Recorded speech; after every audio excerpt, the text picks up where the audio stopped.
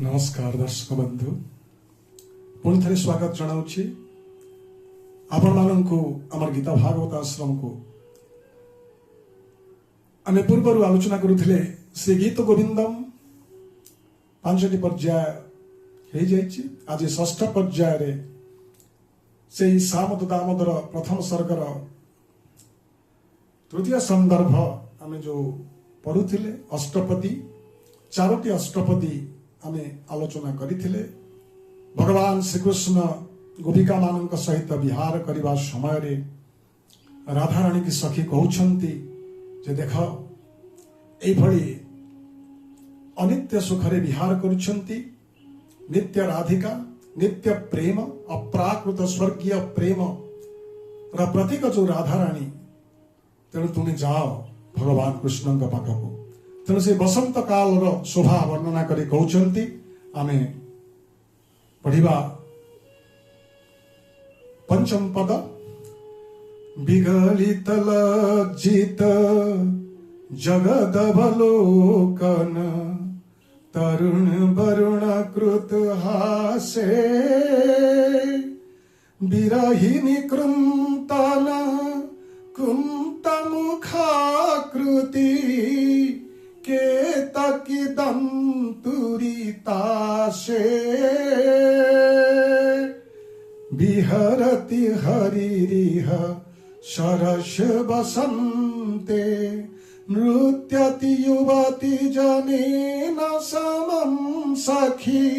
विरहि जनस्य दुरन्ते विहरति हरिरिह शरश वसन्ते विगलित लज्जित जगदवलोकन विगलित लज्जित विगत लज्ज जगत अवलोकन विगत लज्जस्य जगतः अवलोकनं कृत्वा ए लज्जाहीन बसंत कालीन समय रे विगत लज्जा गत लज्जा जगतर विश्वर ए दृश्य को अवलोकन करिकरी विगलित लज्जित जगत अवलोकन तरुण वरुण कृत हासे वरुण वृक्षस्य पुष्पम प्रस्फुटित पुष्पम पुष्पम न प्रस्फुटितम वरम जगत प्रति परिहास करोति सते जेमिति जना पड़ुची वरुण फूल गुड़ाक फुटिनी जे ए विश्वर जो जुगलबंदी नारी पुरुषर बसंत काल समय रे काम कंदर्प क्रीडारे अभिरत ए जुगल मानंकु पशु पक्षी जक्ष गंधर्व नाग किन्नर मानव निर्विशेषरे समस्ते नारी पुरुष काम संतप्त है कि संभोगरत और यही संभोग को लक्ष्य करके जना पड़ुछ प्रभु लिखिंट सते जमी वरुण वृक्षर फूल गुड़ाक फुटिनी ना प्रस्फुटितम एवं जना पड़ुछ यथा परिहासम करोति ए जगतर स्थिति के देखिक सते जमी परिहास करुचे तरुण वरुण कृत हास एभली बसंत कालीन समय रे विरहिनी कृंतन कुंत मुखाकृति विरहि जनानां कर्तनं कृंतनं कर्तनं कुर्वन्निव विरहि जनमानंकर हृदयानि विदराणि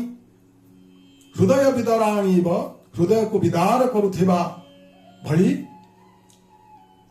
कुंत मुखकृति कुंत एक प्रकार अस्त्र कुंत मुखर आकृतिर केतकी दंतुरीत आसे केतकी पुष्पस्य केतकी पुष्पाणं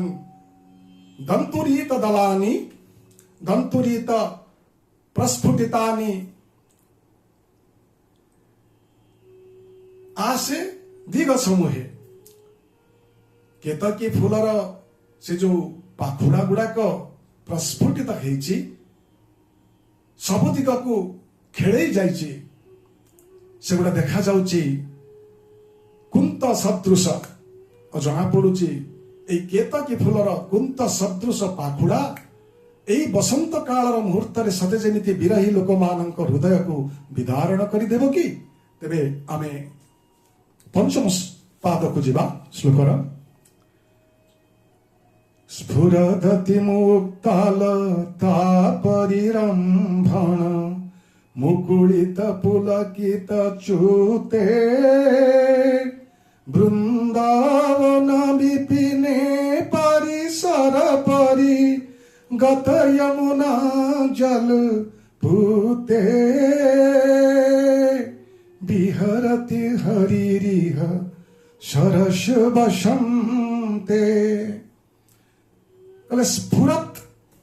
ଅତି ମୁକ୍ତାଲତା ପରିରମ୍ଭଣ, ସ୍ଫୁରଦତି ମୁକ୍ତାଲତା ପରିରମ୍ଭଣ ମୁକୁଳିତ, ସ୍ଫୁରତ ପ୍ରକମ୍ପିତ, ବେପଥୁକୃତ ପ୍ରକମ୍ପିତ ସ୍ଫୁରତ ସତେ ଯେମିତି କମ୍ପନ ସୃଷ୍ଟି ହେଉଛି ଅଙ୍ଗରେ।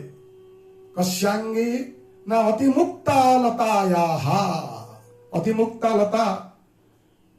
ପ୍ରସ୍ଫୁଟିତ ମାଧବୀ, ମାଧବୀ ଫୁଲର ଲତା, ମାଧବୀ କୁସୁମର ଲତାରେ ପରିରମ୍ଭଣ, ପରିରମ୍ଭଣେନ ଆଲିଙ୍ଗନେନ,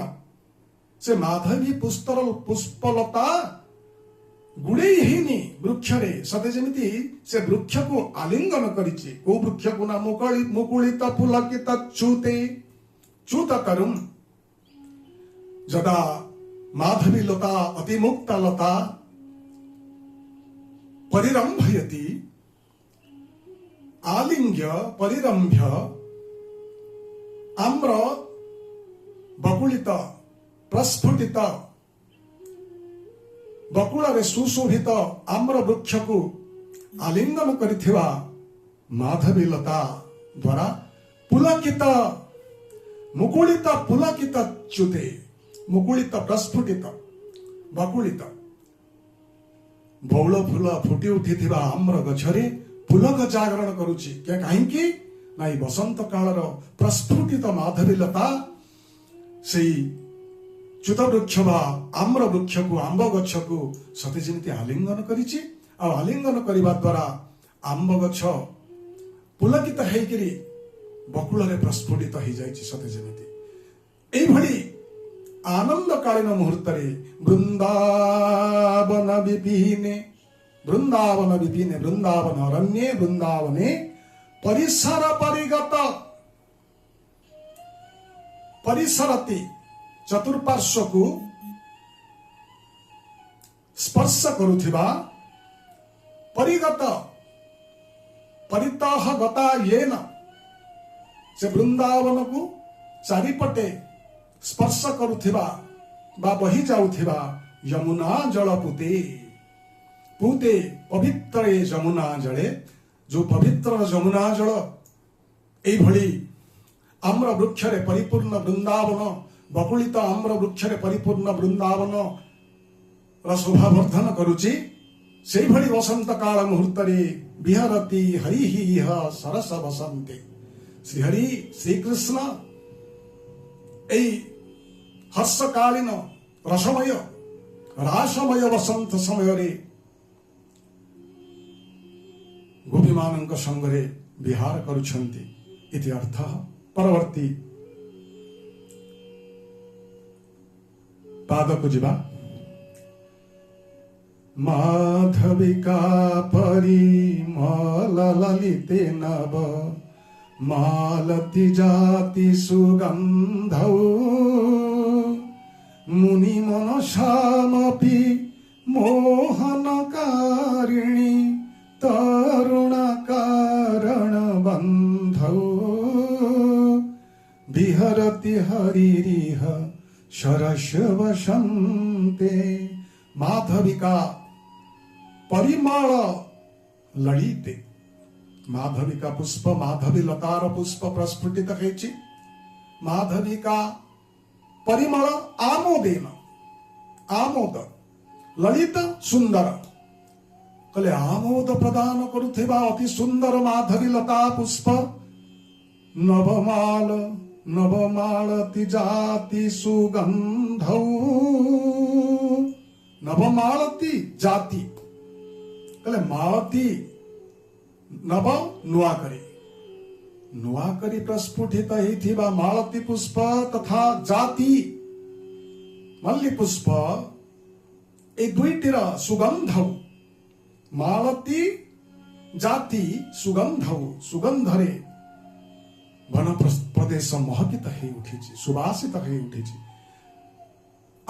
जो बनरे मुनि माने जप तप कहते सरस सुंदर मुहूर्त मुनि मनसामपि मोहनकारी ए बसंत काल मुनिनां मनसामपि मुनि मानंकर से हृदय को जो माने जपी तपी हेले मध्य तांको हृदय को मोहित करि दउथबा ए बसंत काल तरुण कारण बंधौ तरुण जनानां युवकानां युवतीनां अकारण बंधौ स्वाभाविक बंधु एई भली बसंत एई भली रसमय बसंत सरस बसंत जे कि युवक युवती मानंकर प्रकृतिगत बंधु स्वाभाविक बंधु न तो हेत्वर्थम हेतुमूलम न अहेतुकी बंधु अकारण बंधु तेणु आम बुझा प्राकृतिक बा स्वाभाविक बंधु होची बसंत युवक युवती मानंकर एभली रसमय बसंत मुहूर्त हरि श्रीकृष्ण गोपिकानां साकं विहरति सरस बसंते इति अर्थ अष्टम पद को देखिबा श्री जयदेव भणितमिदमुदयतु हरिचरण स्मृति सारं शरश बसंत समय वर्णन शरश बसंत समय वर्णन मनोगत मदन विकारं विहरति हरिरिह शरश बसंते कहले श्री जयदेव भणित जयदेव कविना भणित लिखितम रचितम विरचितम जयदेवेन अभाणि किं अभाणि न बसंत कालस्य एवं विधम वर्णनम अभाणि कविना जयदेवेन कहले श्री जयदेव भणित इदम ए रसमय बसंत कालर वर्णना जो बसंत मुहूर्त भगवान कृष्ण विहार करुछंती मुदयतु हरिचरण स्मृति सारम प्रतिपदरे भगवान कृष्णंकर पाद पद्म को स्मरण करिथिबा जो प्रभुंकर पाद पद्म ही होची सर्वश्रेष्ठ सारम से श्रीहरे हे चरणम श्रीहरे हे पादौ चरणौ जह स्मरति जेन स्मर्यते वा स्मारयते से श्रीहरिंकर सर्वश्रेष्ठ चरण जुगल जी स्मरण कर दिए से जयदेव प्रभुंकर मधुर विरचित काव्य सरस बसंत समय वन वर्णन सरस बसंत काल वृंदावन विपिनर शोभा वर्णन भगवान पाद पद्म को स्मरण कर उदयतु अनुगत मदन विकार कंदर्पर जो विरह विकार से विरह कंदर्पर विरह विकार कामदेवर विलास युक्त सरस बसंत ऋतुरे वर्णना द्वारा श्रीहरिंकर पादपद्म स्मरण करू इति अर्थः। जय श्री कृष्ण, जय जगन्नाथ। आपण मानक पुणी अनुरोध करुछि जदि भल लागे ए गीत गोविंदर प्रतिटी श्लोक प्रतिटी अष्टपदीर अर्थ आपण माने आमर गीता भागवत चैनल को सब्सक्राइब करिवे, लाइक करिवे, शेयर करिवे, निजर कमेंट्स बा मतामत देले मु खुशी हेबी। तबे परवर्ती पर्याय सप्तम पर्याय को आपण मान थोर विदाय मागुछि भक्तिपूत नमस्कार सहित मंगलाय तो माधव कुशलाय तो श्री कृष्ण। जय जगन्नाथ।